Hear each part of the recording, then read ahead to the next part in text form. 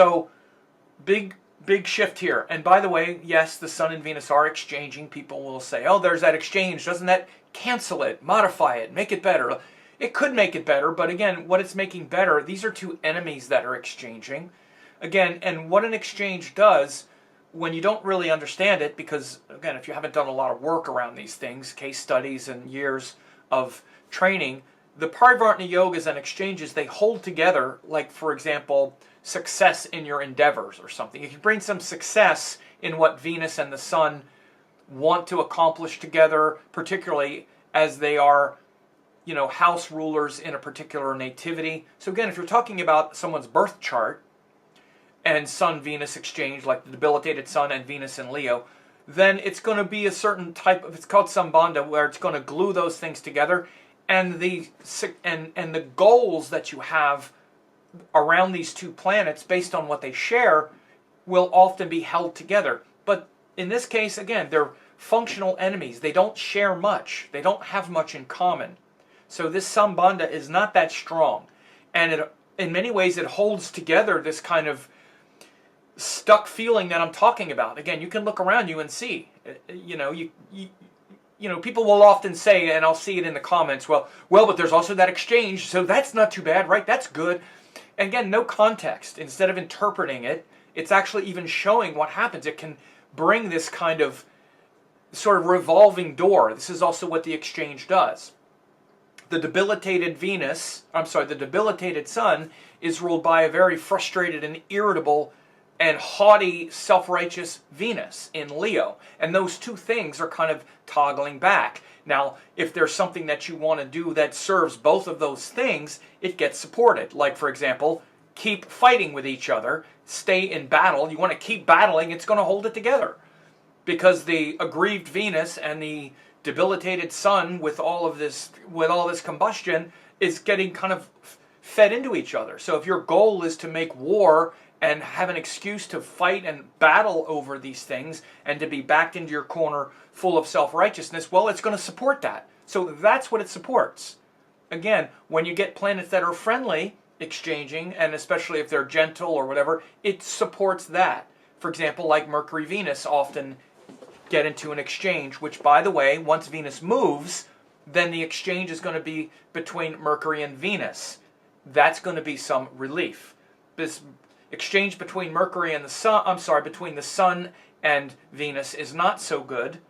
When Venus goes into Virgo, it's going to be between Mercury and Venus, and that's better, first of all, because Mercury is cooperative, but it has a lot in common with Venus. Mercury and Venus exchanging from Virgo and Libra has a lot in common. There's a lot that they agree on and a lot that they want to accomplish together, which means listen to what the other person says so you can accommodate and share the joy and experience the happiness and beauty, you know, with the person. That's why Mercury and Venus go well together, because Mercury's about the communication, Venus is about saying, okay, I understand. I also want the connection with you. I also value you and think you're wonderful. Okay?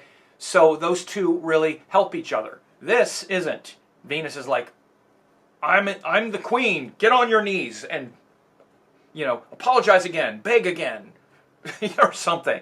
And the Sun in Leo, especially joined Mars and Mercury, isn't really having it either. It's like, oh, okay, so you're going to expect me to do that? Yeah, you know, have a good time waiting for that. And also fired up around the lack of willingness to, you know, compromise, for example.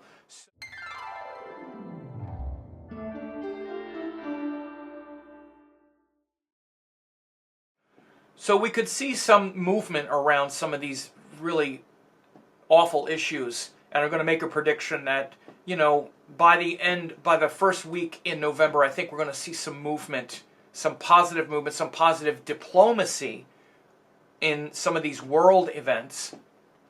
And so I'll run this chart forward and you'll see why. But we're just coming out of these eclipses as well, and these warmonger psychopaths that run the world.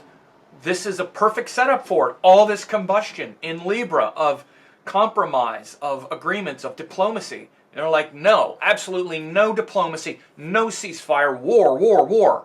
And just fired up on both sides. And so this is this is the kind of thing you would see. This is what it would look like. So let's move forward some other days.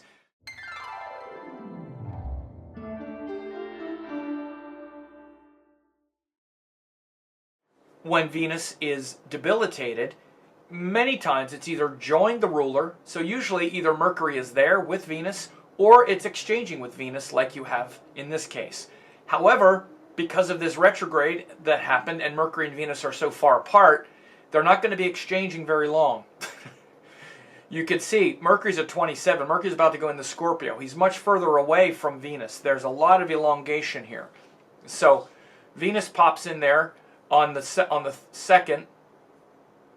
So actually, yeah, on the second, and this is like 9:30 in the morning. So yeah, 3rd, 4th, 5th, 6th. So by the 6th, so only the 2nd to the 6th are Mercury and Venus going to be exchanging. So maybe you'll find there, November 2, 3, 4, 5, 6, something like that. Maybe you'll see some diplomacy happen at that time. But even so, just Venus breaking the Sambandha with the Sun is also going to be helpful.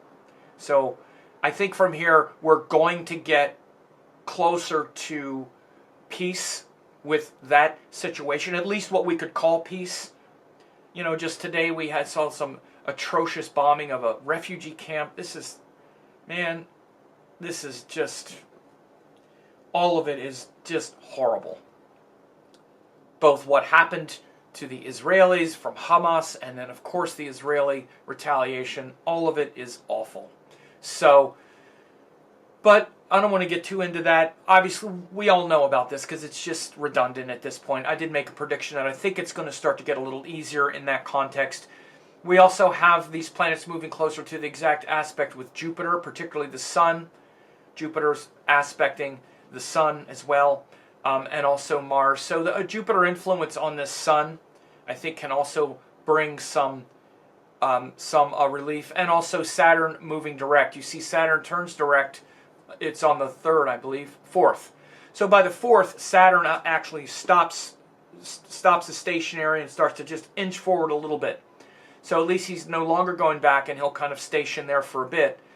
So this early part of November, look for a few things to indicate a break, like in the worldly situations a little bit, and also in your life. If some things have felt very stuck, particularly the personal things I've been talking about, and the personal heaviness, where, again, maybe there's been some just unpleasant, weird feelings and feeling unappreciated and not really knowing what to do and really being kind of angry about some things, and even realizing or thinking, why am I so irrationally weird about this and whatever. Some of that will start to loosen, I think. So be patient with others, and also look at yourself and introspect a little bit about some things that maybe you've just been really, also frustrated and angry about. First part of the month, you can see a lot of things shift here. So go to rahuketu.net to attend the Rahu and Pisces Ketu in Virgo free web class. We're going to have this shift of Rahu going through Pisces and Ketu through Virgo. It'll be from November 29th, 2023 until the end of May of 2025. And I'm going to talk about what it means for your sign, the house axis from your chart, for the world based on past transits. So are you ready for that? What's going to happen? And again, as you can see here, I analyze the nodes, what they are, Rahu in Pisces, Ketu in Virgo. You see we have big eclipses coming up with this nodal axis, October 14th, 2023, and then also April 8th next year, and even further into 2025. So again, this is a great opportunity for you to really learn what this transit means. So go ahead and register rahuketu.net.